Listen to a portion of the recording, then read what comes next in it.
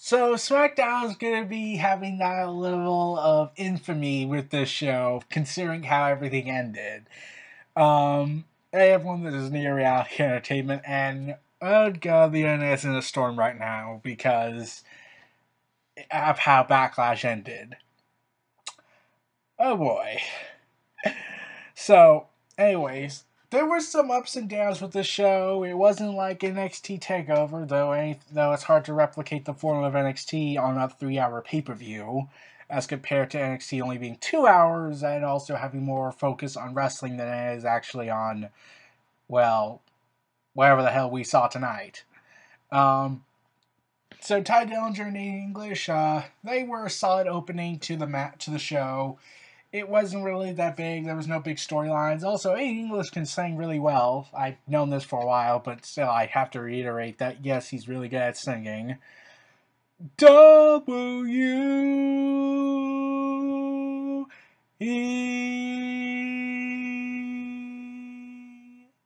Yeah. So Ty Dillinger won with the tiebreaker, and Aiden English lost. And I'm confused still. Is he supposed to be getting a push? Is he supposed to go in a psychotic state? Because I'm really confused here. Is there going to be a psychotic episode he's going to go through in this storyline, or are they just doing it for the sake of doing it and not really going to amount to anything? So Ty Dillinger having his debut on the kickoff. Okay, I kind of get it for now, but I really hope he gets a later push. Gets a later push, but yeah, I understood why. And I'm trying to wonder, why was Luke Carpenter grown added to the show? Oh wait, I think I know why, but I'll get to that in a moment. But yeah, during the kickoff show, Shinsuke Nakamura and Dolph Ziggler was announced to be the first match to open Backlash. And sure enough, they opened the show, and it was surprisingly good. Not surprisingly good. These two are talented athletes, and Dolph Ziggler has been known to deliver quality matches when able to. And this is Shinsuke Nakamura. But, okay, they showed clips of his time in NXT, but Dolph Ziggler says he doesn't exist. He's never wrestled in the WWE, even though Kevin Owens said that NXT is part of the WWE, therefore they have been wrestling in the WWE. But I keep getting confused with the logic here, like Dolph Ziggler saying, oh, there is no NXT, basically. Is this part of the discrimination that goes on? Like, oh, the main roster is a much different place. I get that, because main roster is all restrictive, and you can't be this, you can't be that, you can't be yourself. It's a taboo maneuver. And you gotta follow these script lines. You gotta read them line for line and repeat everything we say, not go off script, or else you'll suffer the wrath of Julius Caesar McMahon. So, yeah. But NXT is technically a part of WWE, and pretty much at this point it's a third brand. So why can't they acknowledge NXT as an equal, but at the same time they can't, because it's technically a developmental? So why not just call it a pseudo third brand? Since it has its own exclusive roster, has occasional guests, but ultimately has its own set of championships. What? Kevin Dunn still hates them because they're Triple H's project? Okay. So, Shinsuke Nakamura and Dolph Ziggler delivered a hell of a match. It was an awesome way to start the show, and by God, did they do so well on this. I knew Shinsuke was going to win because, well, it's Shinsuke Nakamura, and they're not going to let him lose in his debut match. If he was someone that... Okay, if Shinsuke wasn't a big deal, then that would be a different story. But he is a big deal, therefore he gets the victory here. I'm like, they have done it for guys who didn't have much of a future going on in WWE. But if what happened later on in the night shows, oh, it doesn't matter if you win or lose in your debut, you can win the world title anytime. So, Shinsuke Nakamura beat Dolph Ziggler, and all that ends well. All's well and ends well. I was curious as to know, is this feud going to continue, or is this just going to be a one-off? And we'll find out on SmackDown. But I was expecting Dolph Ziggler to do something after the match. He just disappeared. And yeah, like I said, it was a good match. And WWE's insistence of building up the whole zigzag maneuver failing. Yeah, it doesn't work when they've done it like numerous times months ago, so, and still in people's minds, which means WWE still has this mentality that the fans are just complete stupid idiots. We gotta go ahead and screw them over with illogical reasoning and tell them that this is what happened, even though it really didn't happen. Yeah, WWE, people have kicked out of the zigzag. Baron Corbin's kicked out of the zigzag, AJ Styles kicked out of the zigzag, and these are all relatively fresh on people's minds. Stop thinking we're idiots. But WWE's never going to listen to us because we just bitch and moan according to Paul Heyman, even though he used to be like us. And yet, including JBL, and JBL has no virtual opinion to me anymore. Especially what happened in the Usos and Breezango match, which I'll get into. The Usos and Breezango match was basically a comedy match. They knew this match wouldn't be taken seriously. They knew with the build-up how it was, they just said, you know what, fuck it, embrace insanity. So, Tyler Breeze was the highlight because now people were reacting more to the mop and a guy dressed up as a grandma. And fans were chanting, mop, mop, mop, mop. And then they were chanting, let's go, grandma. And I'm like, what is even real anymore? Like, let's take a look. Mitch the Plant, the Mop, let's see, Mr. Sacco, let's see, what else? Other inanimate objects that were popular with fans. Barty, the baseball bat by Mick Foley, does that count? And of course, that was a lethal weapon that could be used. So, yeah.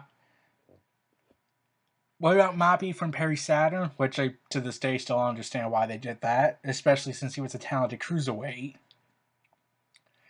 But moving on, this match was mostly a comedy match, and then they did a scene where they threw the grandma's clothing at JBL, and the fans just laughed at that and enjoyed it because they felt like JBL deserved it, and I'm trying so hard not to talk about the JBL situation. I am trying my damnedest to not talk about the JBL situation.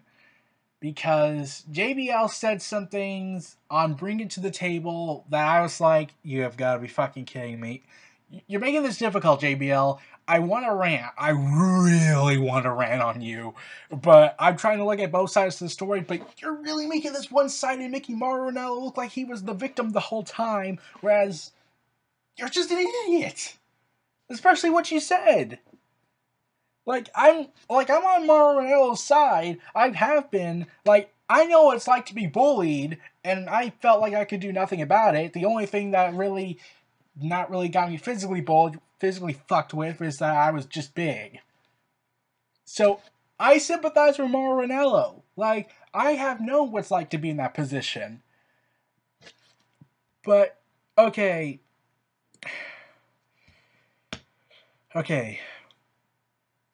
JBL said at Bring It to the Table that he would rather be kidnapped by ISIS than have dinner with Sami Zayn.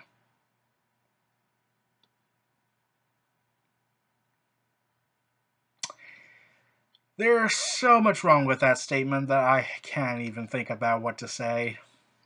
Okay, let's just be real here. You would prefer to be kidnapped, tortured, most likely killed by a terrorist organization than have dinner with a guy who's trying to be nice. Does anyone else not see the problem here?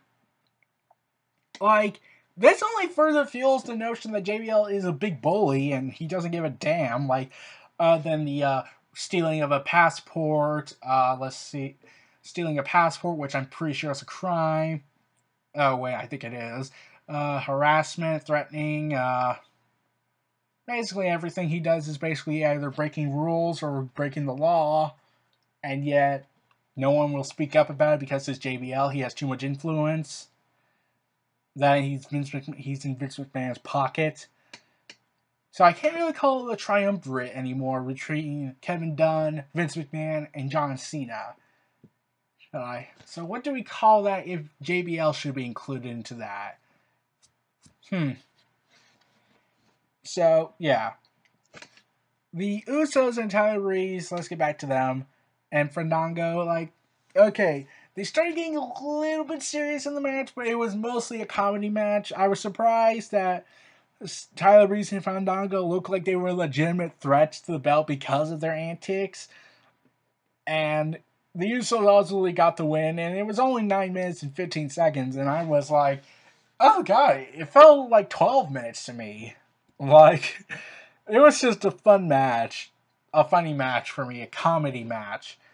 And this didn't feel forced or trying too hard. This actually felt like it built up organically with the Fashion File Police stuff they did. So, yeah, they are really doing their damnedest to make this show really different from Raw and NXT.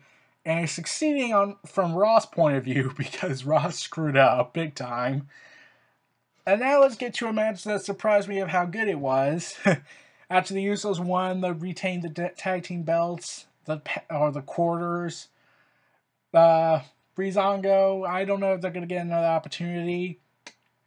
But I really hope they do, and I hope they do actually win the belts because I would love to see a title reign with them. So now let's get to Sami Zayn versus Baron Corbin, which surprised me how good it was. And I didn't know who to root for in this case. They want to build up Baron Corbin. I get that. But at the same time, we need to build up Sami Zayn to be a legitimate contender for the belt. Especially since everyone likes Sami Zayn. He's likable. He has a good personality. And someone you could have dinner with and not get kidnapped by ISIS. I can't believe I had to use that phrase now because JBL's an idiot. But moving on. Sami Zayn defeated Baron Corbin. Now, and also because he can make money if he won the belt. But anyway, Sami Zayn defeated Baron Corbin after multiple times of exploiting a back injury he was getting in the match. Not real, I hope not at least. And Baron Corbin played this vicious, enthralling creature of darkness, beating the holy hell out of Sami Zayn. And it looked like he was going to lose the match, and Baron Corbin was going to be the victor. And yet, at the end of it, he managed to Sami Zayn exploited Baron Corbin and managed to get him into a false sense of security, and outmaneuvered him and got a Helluva Kick. And, well, that's all that it said. That's pretty much the end of the match. Sami Zayn got the victory, and considering how the match ended, I think they're going to build up another match between the two. That's my best guess, because right now it looks like this feud's going to stay for a bit. Not sure, though. Especially Kevin Owens and AJ Styles might still be feuding afterwards, especially how their match ended. And it was, honestly, the third best match of the night. So it's in the top 3. The first is, Sami Zayn versus Baron Corbin, Shinsuke Nakamura versus Dolph Ziggler, and AJ Styles versus Kevin Owens. I'll get into that after I talk about the Welcoming Committee against Naomi, Charlotte Flair, and Becky Lynch. And there was no really... So the surprising thing is that there was no surprises.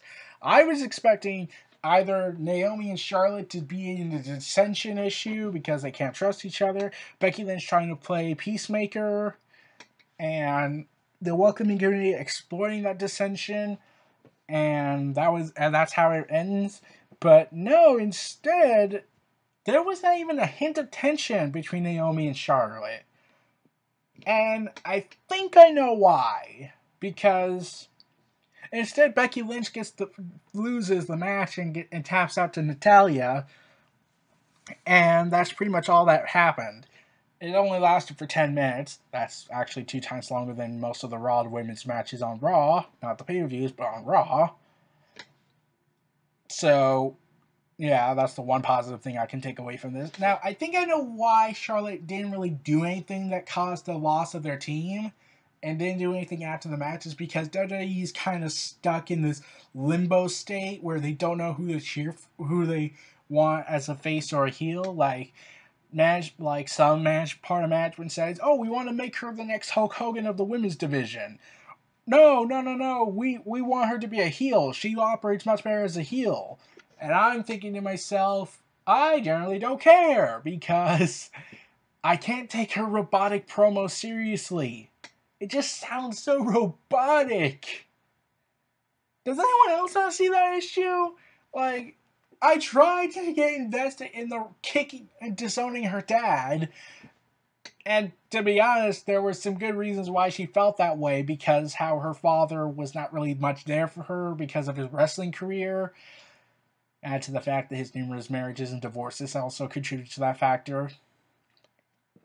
But I digress on that. Let's not talk about the personal life, but yeah, I'm like, was it cruel? Yes, but did she have reasons for it? Yes, just in a cruel sense of matter. So, yeah, I'm indifferent towards that. But the acting she portrayed in this didn't work for me when she cut that promo. It was just so robotic and just so forceful. Like, she's trying her damnedest to be good, but at the same time failing miserably.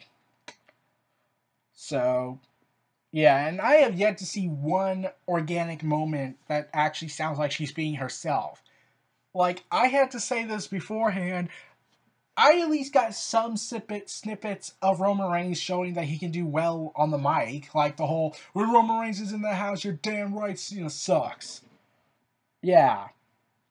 Like, there are at least some moments that Roman Reigns has been able to show himself on the mic and not just be written promos by an imbecile who has lost touch with reality and maybe trying to sabotage him inadvertently.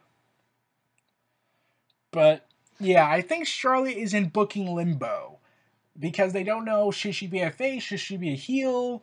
Like, she spent her majority so far as a heel on the main roster and a little bit in NXT, I think. But at the same time, they're like, we want her to be a face. She looks like she could be the next big thing for the women's division. So, yeah, they're basically screwed on that if they can't come to a decision. They're in gridlock. So, that's pretty much it for the Welcoming Committee versus Team Naomi, Charlotte, and Becky Lynch. Now let's get to the match that, in my honest opinion, stole the show and had an ending that might be mixed for people. Kevin Owens versus AJ Styles. This match was awesome, let's just say it. Like, everything about this match was awesome. This was really great. There's nothing I would change here. Like, I would have preferred if a decisive finish. Instead, we got a count-out victory for Kevin Owens. But I did love the way they ended it. How they ended it. Like, instead of Kevin Owens just beating the living hell out of AJ Styles or getting himself disqualified or anything like that, he instead decided to be a genius tactician and trap AJ Styles' foot inside the announce table hole where they had one of the monitors when they pulled it out. Because AJ Styles tried to go for the Styles Clash, showing his arrogance cost. So his arrogance pretty much cost in the match. So they're still showing snippets of a heel in him, which I found interesting. But Kevin Owens ultimately retained through count-out victory, and then attacked AJ Styles after the matchup to basically cement his status as I'm a badass. And AJ Styles growled and was furious. And I really love that. I can't wait what's going to happen with that with the future matchup. Like, I wish they could have done this at WrestleMania, but have a more decisive finish. But I'm pretty sure the count-out victory is going to be a little mixed for people, saying that might have dragged the match down a bit. So, yeah, AJ Styles. Also, they kept exploiting AJ Styles' leg, which has been known as a historical fact that he's been injured there. Yeah. But I know it's healed now and they're just selling a storyline, but yeah, there has been historical known facts that AJ Styles had some leg issues. Yeah. But at least it was healed, and they managed to go further with the whole Kevin Owens attacking with the belt before Backlash, and I get that. I really do. So Kevin Owens, AJ Styles, I congratulate you both for succeeding in delivering the match of the night. You still can't beat Tyler Bate and Pete Dunne. Oh, you tried, but they just delivered more than you guys. And they had only 15 minutes, whereas you guys had 21 minutes. Now let's get to the match that was in the Death Roll. On Death Row, Luke Harper versus Eric Rowan.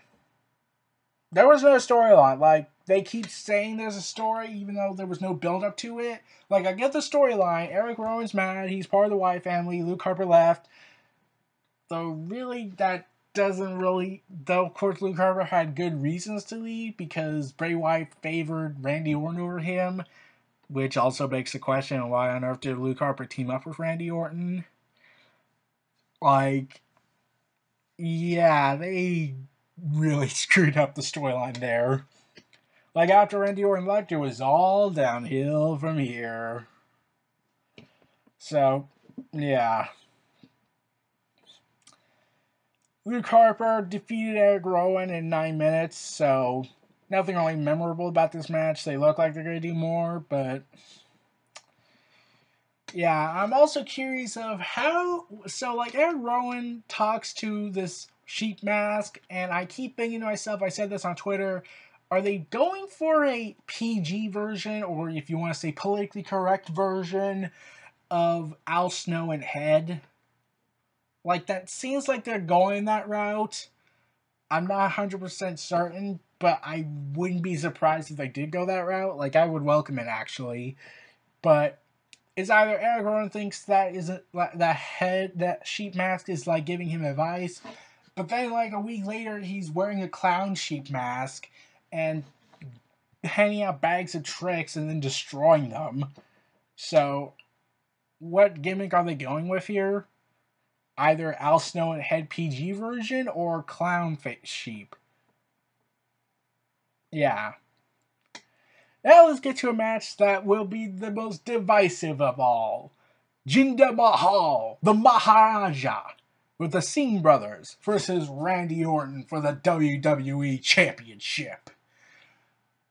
Okay, once more I gotta ask, why do we have to boo Jinder Mahal exactly, other than the fact that he's getting a push? Like, I get why he feels the way he feels in terms of character, because Americans... Okay, now this might go a little political. I have this opinion that there's an increasing amount of people that don't want diversity. So Jinder Mahal's Gimp character is basically someone who's reflecting on current issues, such as the increasingly disinterest in diversity, and therefore he believes that he needs to enforce diversity into the American way, which I can totally get. And Randy Orton, he attacked Jinder Mahal before the match even started and beat him up for like 3 minutes. That's something a heel does, and Jinder Mahal looks like the victim. Not even the Singh brothers help, so that doesn't even help his case of, oh, he's a heel, that's why Randy Orton beat him down. He has the Singh brothers with him. Like, they helped out later on in the match, but they didn't help before the match. And I'm not kidding to those who didn't watch Backlash, but I'm pretty sure they'll hear it on the internet soon, or already since it's exploded. Jinder Mahal defeated Randy Orton for the title. Jinder Mahal defeated Randy Orton for the WWE Championship of the World. The guy from 3MB defeated Randy Orton, the 13 or 14th time champ. Yeah. Okay, I get why people are mad, because Jinder Mahal has not been getting a steady push. He was just thrust into the main event spot already, and I gotta be honest, they thought Roman Reigns' push was bad. This lasted, he got the title within 3 weeks at the beginning of his push. Or 4 weeks. At least Roman Reigns was given 2 years, or 2 to 3 years to develop himself to become a main eventer. Jinder Mahal, he only had like a month. But we're just gonna ignore that because, oh, at least he's a heel. Roman Reigns is a face, so we gotta boo Roman Reigns because they're not turning him heel. But I'm gonna just say it. Jinder Mahal was at the bottom of the card. He was part 3MB. That was the lowest of the low you can get. And we're supposed to buy that he's a WWE champion material? Yeah, like, I would have been okay with a Jinder Mahal main event push if they gave it time. But they rush it because they want to push the Indian market. So, it just comes off as forced and nonsensical. And the fact that Jinder Mahal defeated Orton is impressive, but at the same time, it doesn't feel earned. Like, in terms of storyline, I get it, but like, in his character storyline, basically, but it doesn't feel earned in terms of, well, 3B is still fresh on people's minds, and he wasn't really doing anything for the last several months. He just got this push and was immediately rewarded, especially after getting a stiff shot to Finn Balor and giving him a concussion, and that gave him no punishment. Yeah, to this day I still don't know why. So, yeah, Jinder Mahal is now WWE champion, and everyone was freaked out. Like, I was freaked out by this. I wasn't hating it. I was more like, let's see how this works, but they're really gonna have to try their damnedest to make this work. And this is by SmackDown's definition of the leap of faith maneuver. Whereas Bray Wyatt was a predictable leap of faith, and they screwed it up big time, Jinder Mahal is an actual leap of faith that came out of nowhere and surprised everybody that they really had the balls to go do it. There are several contributing factors. Like I said, the Indian market push and the WWE Network, because WWE feels like we can take more chances now with the WWE Network out. Like, we don't need to build up a big pay-per-view event. We can actually, take some chances with pay-per-view shows because people already are paying for the network. So, yeah, congrats to Jinder Mahal. Let's hope you do well.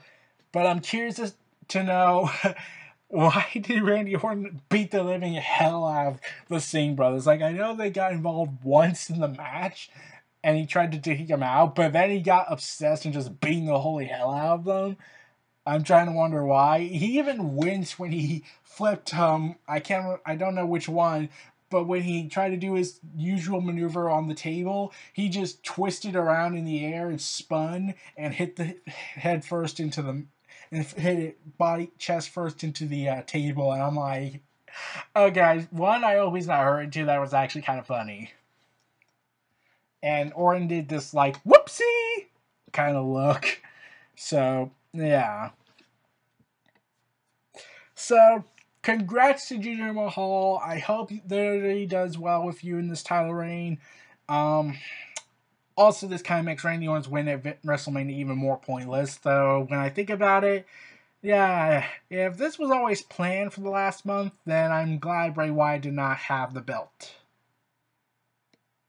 Yeah, I went there.